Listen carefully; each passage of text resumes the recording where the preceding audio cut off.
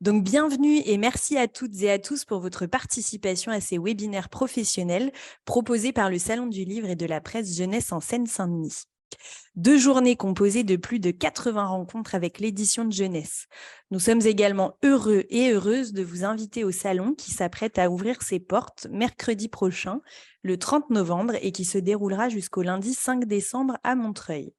En tant que professionnel du livre et de l'enfance, il vous suffit de vous accréditer en ligne sur slpjplus.fr pour vous y rendre en accès libre sur toute la durée de l'événement.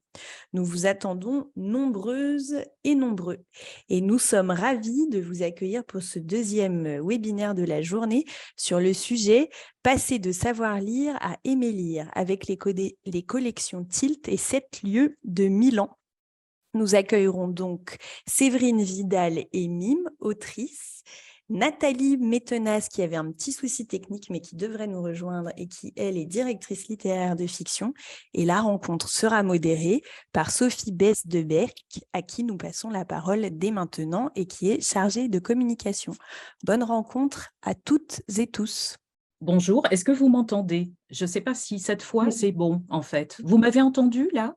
Oui. À l'instant, d'accord. J'ai des messages, je n'ai pas trop l'habitude de Zoom, mais beaucoup plus de Teams, donc il y a des petites hésitations, je suis désolée. Merci effectivement au SLPJ de nous permettre ce moment d'échange.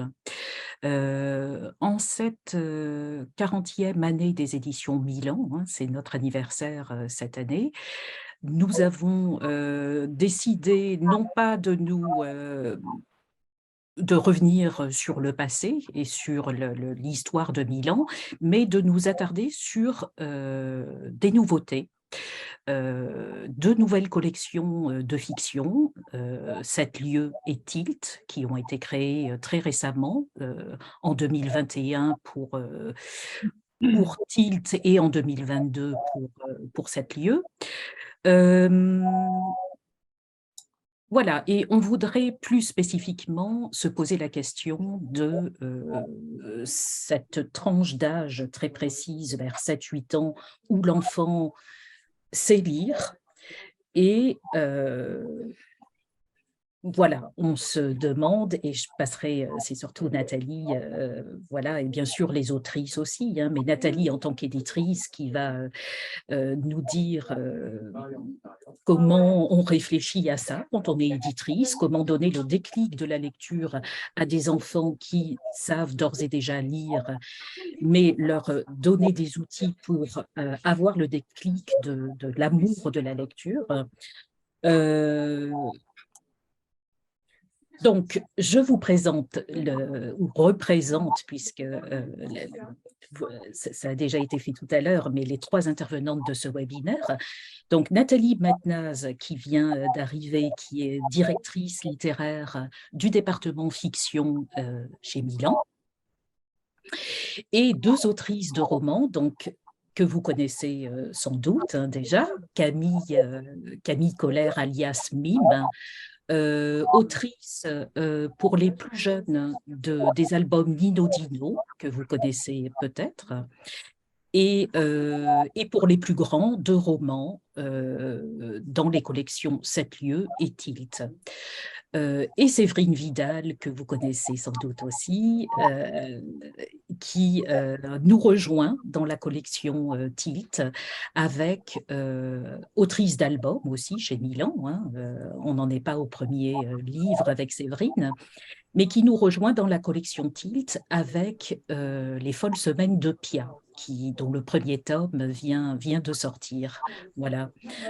Donc, je laisse la parole peut-être à Nathalie dans un premier temps pour essayer de répondre à ces questions sur le déclic de la lecture. Merci à vous 3. Merci beaucoup. Merci Sophie. Bonjour à tous. Merci beaucoup de votre présence et de votre curiosité. Un grand merci à Séverine et à Mime d'être à mes côtés pour vous présenter donc, ces 2 nouvelles collections chez Milan, la collection 7 lieux et la collection Tilt.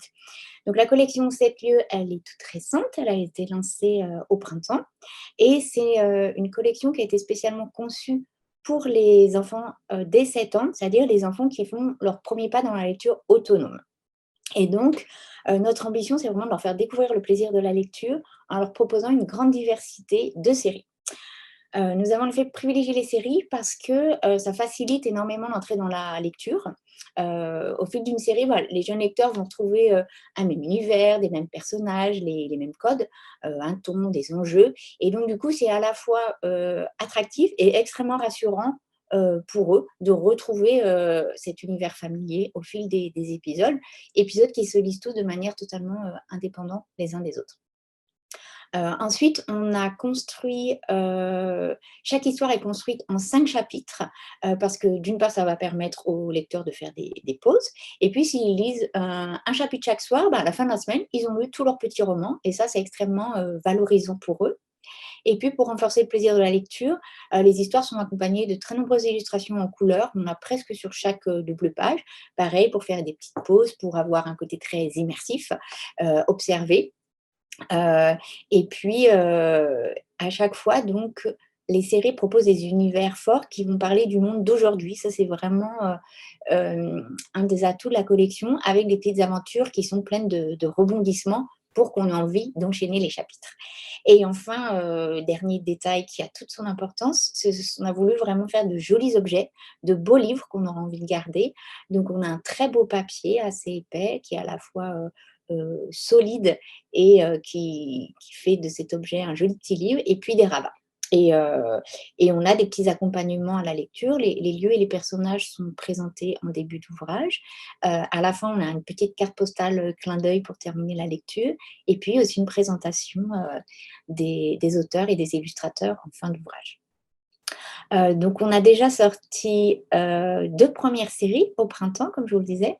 D'un côté, La cabane interdite aux grands, qui est signée Marion Achard, et aux illustrations, c'est Vérane Cotin.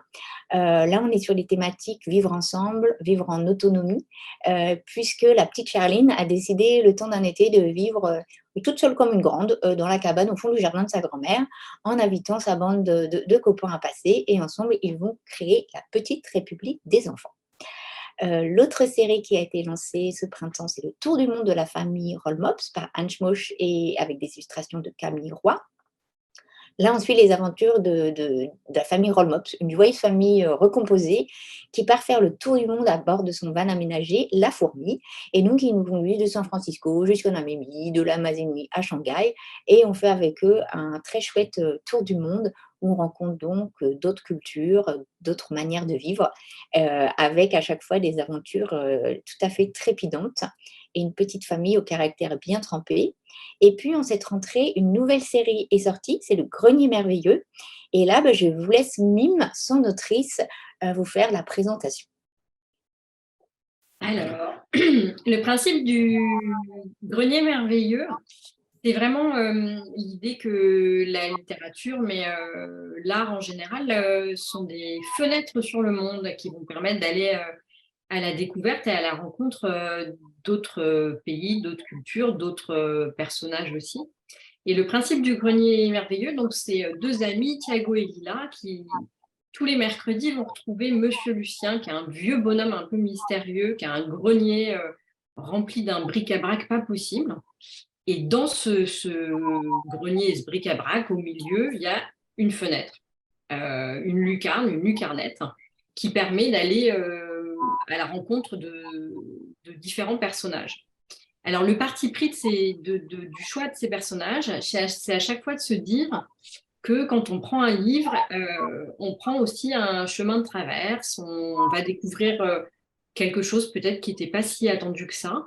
Et on a décidé, voilà, ça a été une longue discussion avec Milan, on avait décidé de se focaliser sur les personnages qui n'étaient peut-être pas connus, des personnages historiques, mais peut-être pas connus à la hauteur de ce qu'ils auraient dû être connus. Voilà, des gens dont on parle peut-être moins souvent. Le premier tome, il est focalisé sur Simon Cohen-Cass, qui a découvert la grotte de Lascaux en 1940. Et donc, Thiago et Lila, à travers cette lucarnette, vont basculer dans la grotte de Lascaux et rencontrer Simon à l'époque où il fait sa découverte. Le deuxième tome, il se passe en 1967 à Boston, où pour la première fois, Thiago et Lila vont rencontrer la première femme qui a couru un marathon. À une époque où c'était interdit aux femmes, la course à pied n'était pas très féminisée, même pas du tout. Et voilà, ils vont rencontrer Catherine Switzer, qui se fait agresser pendant sa course, en fait, parce que l'organisateur refuse qu'une femme puisse courir une course. Et voilà, elle explique qu'elle va aller jusqu'au bout de sa course pour montrer que les femmes, au même titre que les hommes, peuvent faire de la course à pied et remporter des défis. Voilà. Donc l'idée, c'est vraiment de se dire qu'en ouvrant un livre, on va basculer dans... on va aller à la rencontre de gens, on va aller à la rencontre d'univers ou de mondes qu'on ne connaissait pas. Et finalement, lire, c'est déjà voyager, basculer dans l'inconnu, mais de façon très réjouissante, parce que Thiago et Lila portent un regard sur tout ça forcément un peu décalé. Ce n'est pas le monde qu'ils connaissent, mais voilà, c'est une façon d'aller à la rencontre de l'autre.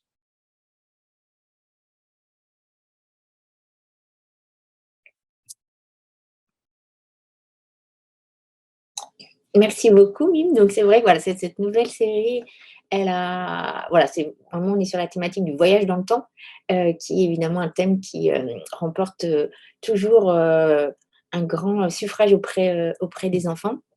Et vraiment, l'originalité de cette série, c'est qu'ils vont faire la connaissance de figures inspirantes qui sont souvent restées méconnues. Alors, on va maintenant passer à notre collection Tilt. La collection Tilt, elle a été lancée à l'automne 2021, donc elle est aussi toute récente. Et cette fois, elle s'adresse aux enfants de 8-12 ans, donc les enfants qui sont devenus des lecteurs confirmés.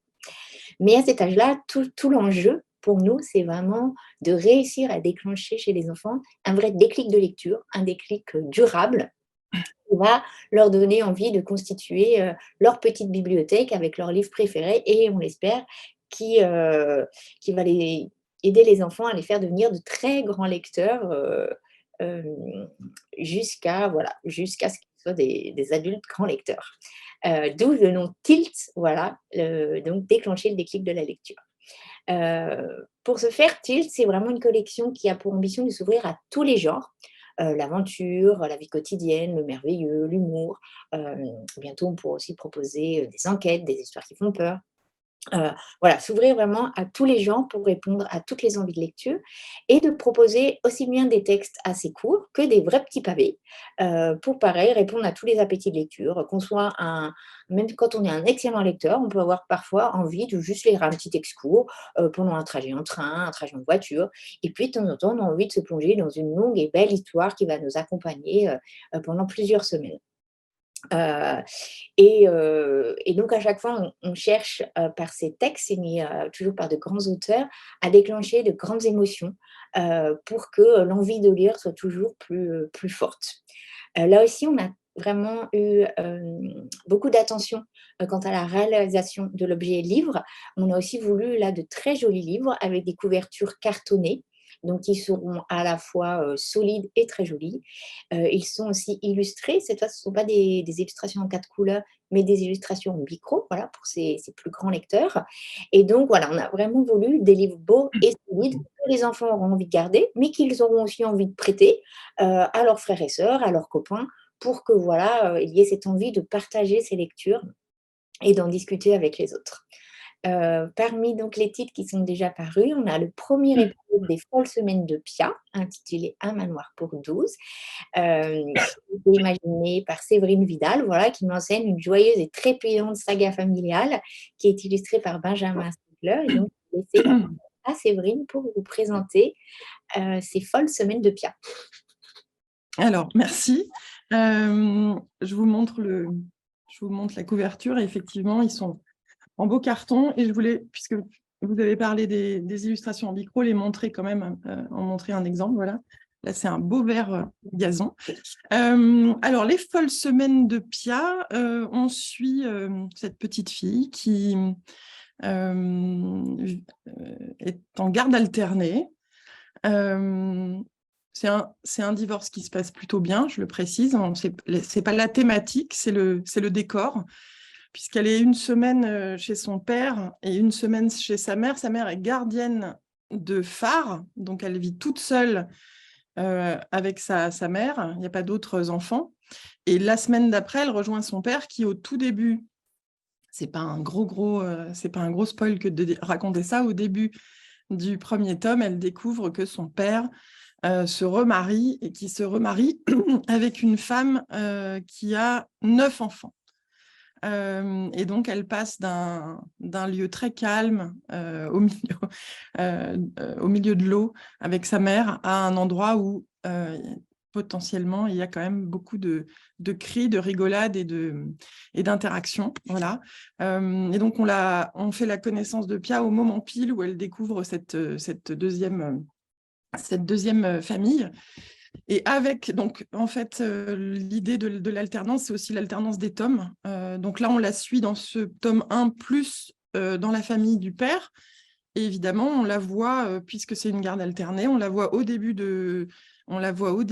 à la fin et un petit peu au milieu, chez sa maman aussi, puisqu'il y a cette alternance.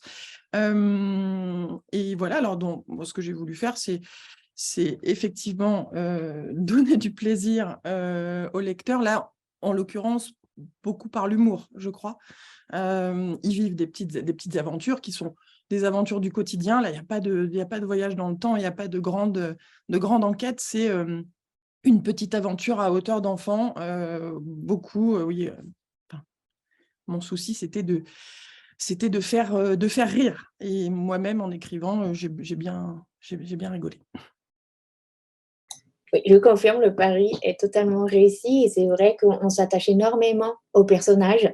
La petite Pia, une héroïne qui est d'une joie de vivre, d'un enthousiasme à faire fondre tous les cœurs et que voilà, c'est vraiment une petite lecture bonbon. On en sort revigoré, plein d'enthousiasme, prêt à tout affronter.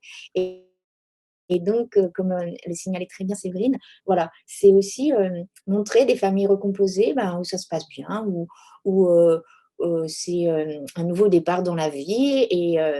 Et là, Pia est très heureuse de rentrer dans une nombreuse fratrie qui fait encore mieux que nous, ça suffit.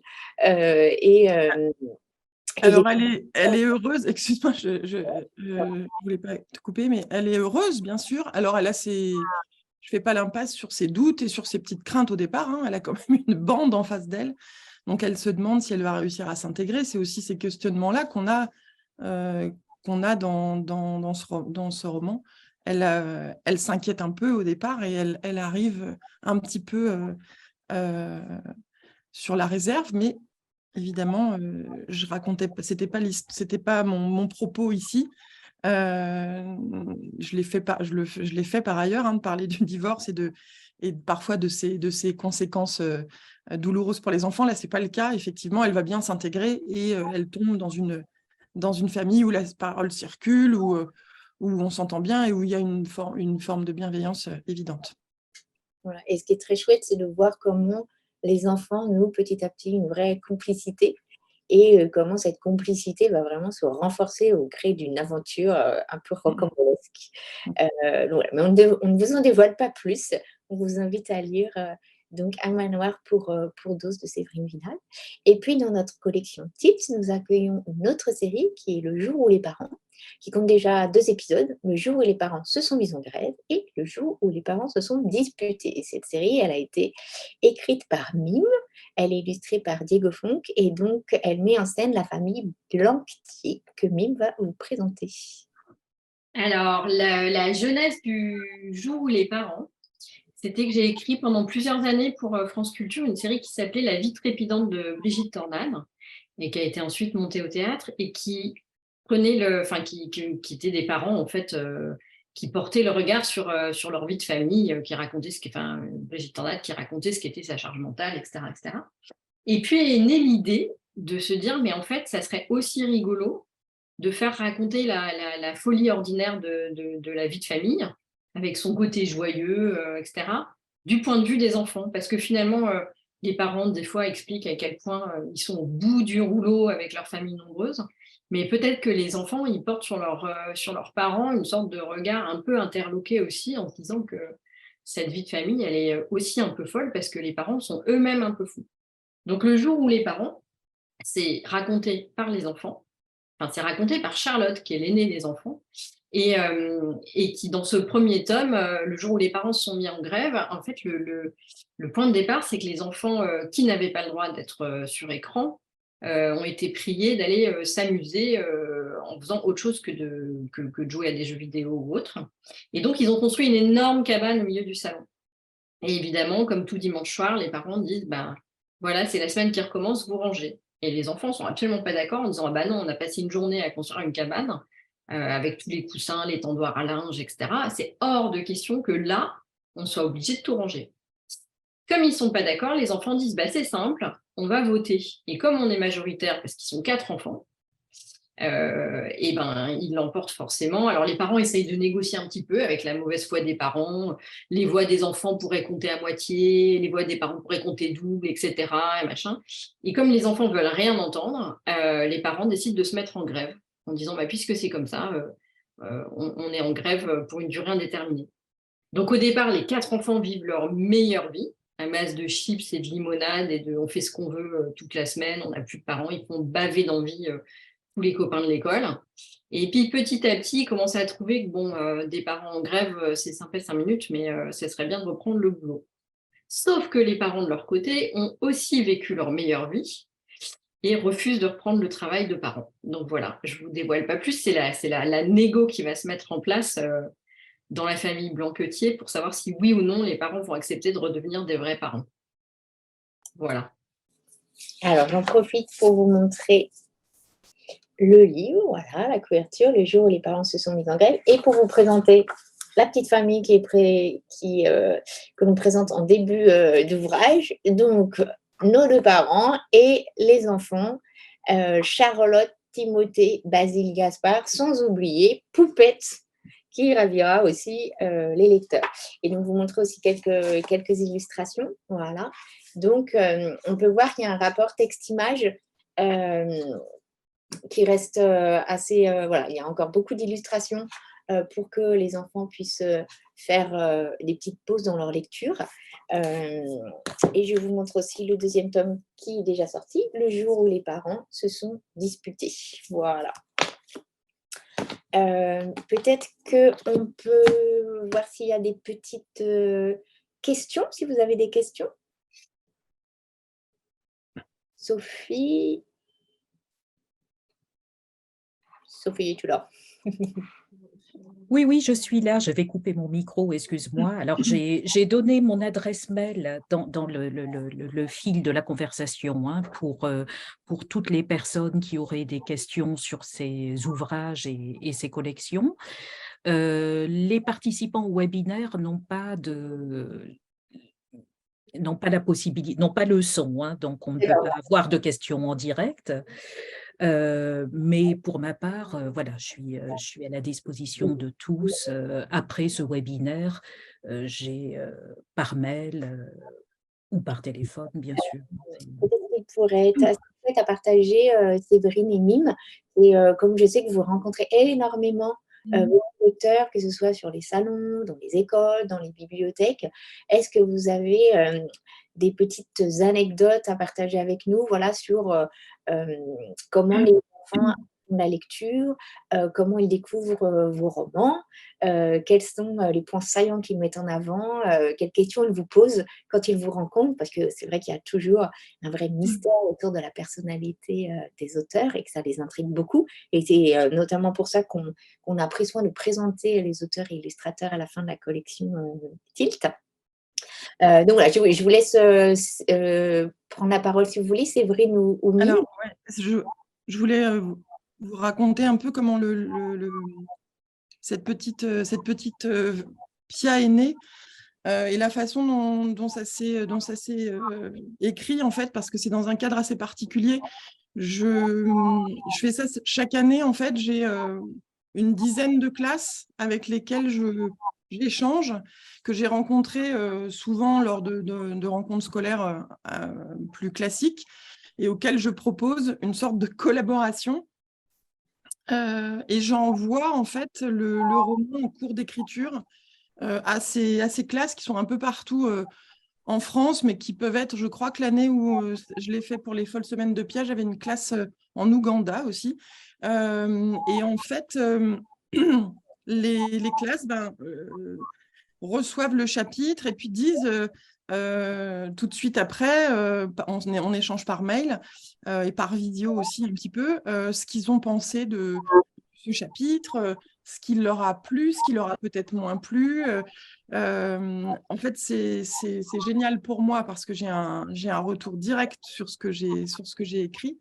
Et puis, c'est chouette pour eux parce qu'ils voient aussi tout ce qui se passe, la petite cuisine, en fait, comment, voilà, d'où vient l'inspiration, etc. Alors ça, c'est des questions qu'on a aussi quand on rencontre les élèves en classe, mais là, ils sont au cœur du processus de création. Et c'est vraiment, vraiment chouette. Je leur envoie les photos. Je sais pas, là, pour le phare, j'ai envoyé les photos qui m'avaient inspirée. Voilà, j'essaye de rendre vivant tout, et puis surtout accessible tout ce qu'on montre jamais finalement, c'est-à-dire comment ça se passe le processus d'écriture. Et pour Pia, en l'occurrence, c'était chouette parce que, alors il donne parfois des idées éventuellement, et moi je dis pourquoi je les garde pas, et éventuellement si je les garde. Alors pour les prénoms par exemple des personnages, j'avais fait des votes, enfin vous voyez, il y a une sorte de petits processus interactifs et ludiques qui étaient vraiment chouettes. Donc, ils ont pu participer, je crois, à choisir les noms des poules du poulailler du père. Et puis, j'aime bien ça parce que en fait, ils sont à un âge où c'est chouette et je fais ça pour ça. D'ailleurs, ils ne me loupent pas, en fait. Donc, s'il y a un passage qui les a moins enthousiasmés ou où je me suis relâchée, où c'était moins drôle, ils vont me le dire, en fait. Voilà. La page 13, ta blague, elle n'était pas super drôle. Donc, je reprends ma blague de la page 13 et je la retravaille un peu pour qu'elle devienne drôle. C'est mieux pour les blagues. Voilà, donc c'était chouette aussi ça et ça me permet de rester en lien étroit avec cet âge-là. Moi, j'ai plus à la maison des enfants de cet âge-là et je ne suis plus enseignante comme auparavant. Donc c'est chouette voilà, de maintenir des projets comme ça qui font que je reste un peu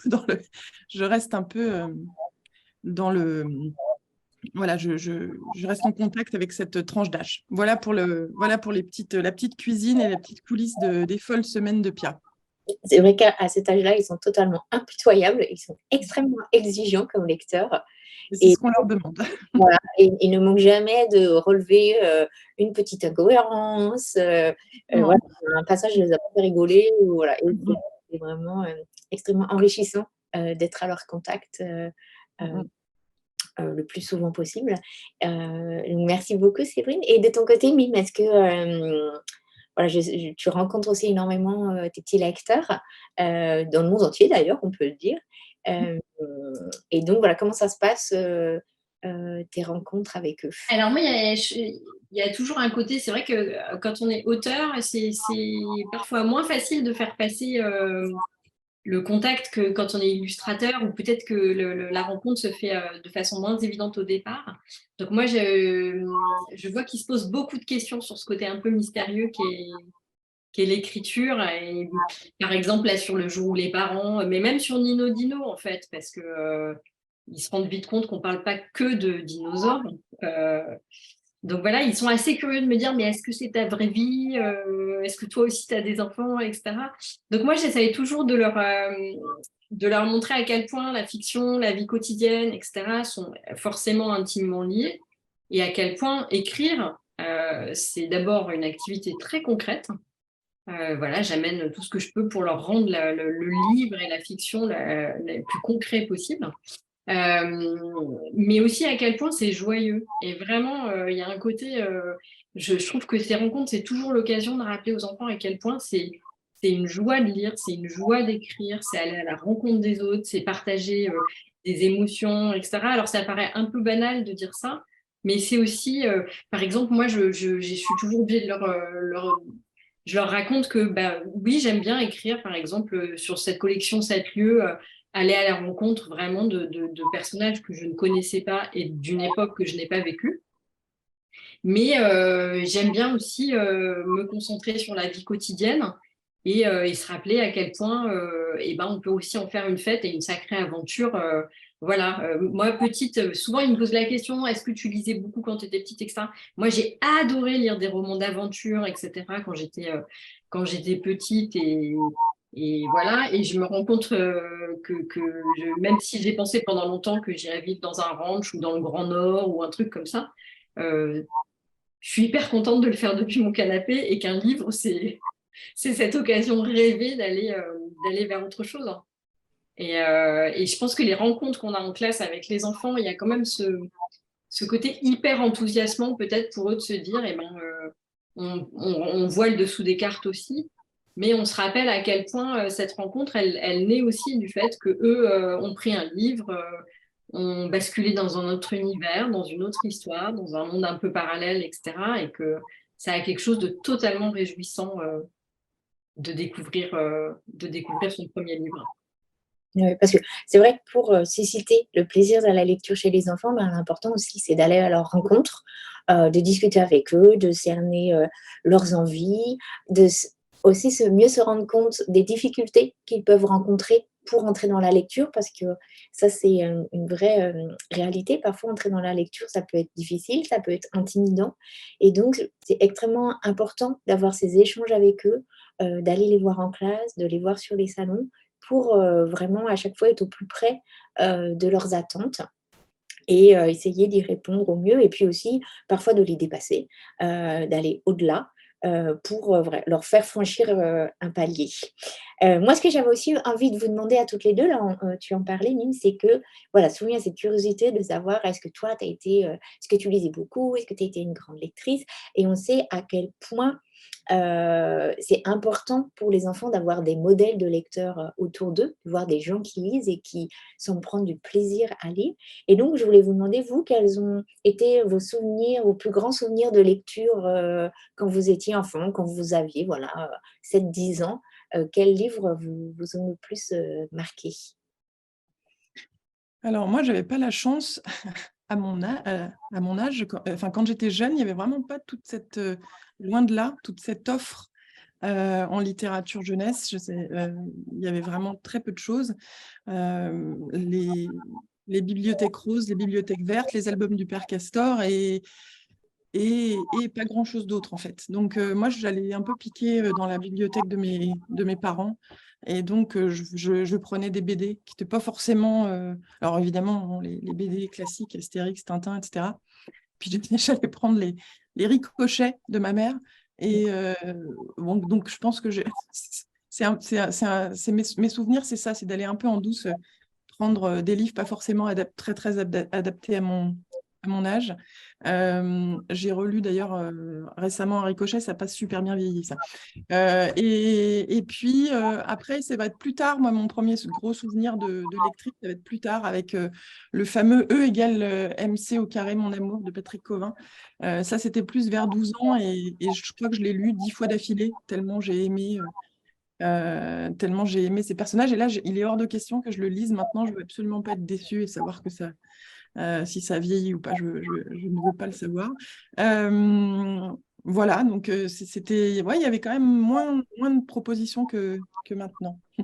Oui, ça, c'est vrai que la littérature jeunesse a connu, voilà, depuis les années 2000, un très, très fort engouement et que du coup, de nombreuses collections sont nées, de nombreuses maisons d'édition ont été créées et qu'aujourd'hui, voilà, les enfants ont quand même une très belle offre à se mettre sous la dent et ça, c'est réjouissant. Et de ton côté, Mime, est-ce que tu as de très chouettes souvenirs de lecture? Alors moi, le premier livre que j'ai lu toute seule, c'était Les Mémoires d'un âne de la comtesse de Ségur. Alors je me souviens que ça m'avait bouleversé ce qui arrivait à Cadichon, etc. Je relisais les passages, voilà, et avec la fierté aussi de se dire, oh, j'ai lu un premier livre toute seule, etc. Et après, un autre grand souvenir de lecture, c'était un peu plus tard, c'était Cro-Blanc et qui est de Jack London, qui est quand même assez ardu au départ. Donc je me souviens que j'étais pas convaincue et mon père m'avait lu les 2 premiers chapitres pour passer ce passage dans la forêt un peu ardu au début. Et après, j'ai basculé dans Cro-Blanc, c'était incroyable. Et j'ai eu une sorte de dépression de lectrice après avoir terminé le livre, en me disant c'est fini, je ne lirai jamais plus un livre comme ça, je ne trouverai jamais un autre livre aussi fort, aussi incroyable. Et puis finalement, si. Voilà, c'était la première fois où j'ai expérimenté cette espèce de petite dépression. Quand on referme un livre, on se dit une page se tourne, c'est terrible. Donc, toi, voilà, c'était Cro-Blanc, ton déclic, celui qui t'a fait lire le livre, vivre de grandes émotions à travers la lecture. Ça, c'est vrai que c'est toujours un sacré souvenir, une vraie expérience. Et Nathalie, s'il n'y a pas de questions, je me demandais s'il y avait des questions ou pas. Et s'il n'y a pas de questions, est-ce que on ne pourrait pas lire chacune un passage de notre roman? Camille, qu'est-ce que tu en penses? Allez. Ouais, je sais pas, sauf s'il y a des questions, parce qu'on avait dit que... Alors, Sophie, tu nous dis s'il y a des questions, mais sinon, j'allais justement rebondir sur ce plaisir de la lecture à voix haute partagé avec les parents. Vous pouvez y aller. Non, allez-y. C'est une très bonne idée, avec grand plaisir pour les lectures à voix haute. Camille, Séverine, je te laisse commencer. Ouais, ça marche. Alors moi, je vais lire le chapitre 2. C'est le moment où elle se retrouve cette fois avec son père, qui lui a donc dit qu'il avait une grande nouvelle à lui annoncer. Et donc, on va suivre. Ça va être, voilà, je vais vous lire ce chapitre 2. Quand je le retrouve le soir, il a son petit sourire en coin. Il m'emmène au restaurant. C'est là, entre sa douzaine d'huîtres et mon burger végétarien, qu'il m'annonce sa grande nouvelle. Ma chérie, je voulais te dire, t'annoncer te prévenir que t'as avalé un dictionnaire de synonymes, papa, vas-y, crache. Mes huîtres? Non, ta nouvelle. Tu te rends compte que j'attends depuis ce matin? Il toussote, se racle la gorge, se frotte les mains, gratte le haut de son crâne, le lobe de son oreille gauche. Ça, c'est un signe chez lui. Ça veut dire qu'il est gêné. Et enfin, alors que je le regarde bouche ouverte et yeux en panique, me lance « Je vais me marier !» C'est tout? Je peux souffler, rien de grave. Une belle-mère, c'est chouette. Et puis, c'est pas comme si je n'avais rien vu venir. Ah ben, félicitations, on trinque alors? Je lève ma carafe d'eau et lui sa bouteille de bière. On se regarde dans les yeux et on fait teinter le verre. J'ai eu peur, j'ai cru que tu allais m'annoncer quelque chose qui allait changer ma vie. Là, c'est juste la vie qui continue. Alors, raconte, c'est Francesca, c'est ça? Tu n'arrêtes pas d'en parler depuis des semaines. Elle vient s'installer quand à l'appart? Il pose ses mains sur la table en douceur. Justement, c'est-à-dire, Papa, tu vas pas faire ça à chaque fois, si tu bafouilles, tu tournes autour du pot. Vas-y, qu'est-ce qu'il y a encore? Elle est allergique aux enfants, et en particulier aux petites filles mal coiffées. Ah non, ça, pas du tout. Il éclate de rire franchement. Au contraire. Comment ça, au contraire? Bon, allez, j'y vais, je te le dis. Ouais, ça serait pas mal, tu finis par me faire peur, là. Francesca, dont je t'ai parlé plusieurs fois, que j'aime beaucoup, donc, Francesca a des enfants. En fait, elle a, dans ma tête, je me dis, youpi, une famille toute prête, des frères et sœurs, cool. Alors, il finit sa phrase. En fait, c'est nous qui déménageons chez eux. Pourquoi? Ça lui plaît pas chez nous? Non, c'est pas ça, c'est enfin, Francesca a 9 enfants. Je recrache direct ma bouchée, des petits morceaux de frites mayo explosent sur les lunettes de papa qui attend que je m'exprime. Tu dis rien, ma Pia? Tout doux, papa, je digère l'information, là. T'es sérieux? 9? Mais comment c'est possible? Une grossesse tous les 2 ans, dont des jumeaux et des triplés. Je déglutis. Ah, mais tu les connais? Oui, j'y dîne de temps en temps les semaines où tu es à l'Hippo. L'Hippo, c'est le phare, le nom du phare. Ils ont des prénoms? Non, des numéros, c'est plus simple. Ah, mais c'est pas humain! Papa se tape les mains sur les cuisses, tout content de sa petite blague. Je rigole, Pia, enfin, tu m'imagines tomber amoureux d'une femme qui appelle ses enfants par des numéros? Voilà, j'arrête là. Le chapitre n'est pas fini, mais je vois que ça... Merci, Séverine. Camille, on te laisse lire un petit extrait. Il nous reste quelques minutes. Quelques minutes. Ouais. Le chapitre 1 du jour où les parents se sont mis en grève. Si on devait dire qu'une seule chose sur les parents, c'est que ce sont vraiment des êtres étranges qui cultivent l'art de la contradiction avec un talent inégalé. Par exemple, ce dimanche, alors que mes frères et moi, on était bien sagement en train de jouer à la console, papa a débarqué dans le salon avec 2 cafés et il a immédiatement froncé les sourcils en nous voyant. « Ah non, ne me dites pas que vous êtes encore en train de jouer à la console. » On n'a rien répondu puisque, justement, on jouait sur la console. Si on avait dit le contraire, il nous aurait demandé si on se payait sa tête. Vous comprenez pourquoi je parle de contradiction? Moi, à votre âge, je ne passais pas mon temps devant un écran. Là, j'ai deviné tout de suite que papa allait nous parler de son enfance misérable, quand il prenait un livre ou fabriquait un garage pour ses petites voitures avec du carton et de la ficelle. Et ça n'a pas loupé. On l'a écouté gentiment faire la liste des trucs horribles qu'il avait vécus, tout en nous racontant combien ça l'avait rendu heureux. Contradiction, contradiction. Et puis finalement, il a prononcé ses mots préférés. Pourquoi vous n'iriez pas faire un tour dans le jardin, jouer aux cow-boys et aux Indiens, construire une cabane? Les cow-boys et les Indiens, papa nous en parle souvent, sauf que ça n'a jamais été notre truc. On ne sait pas bien d'où lui vient cette obsession. Sûrement des vieux films en noir et blanc qu'il essaie toujours de nous convaincre de regarder avec lui.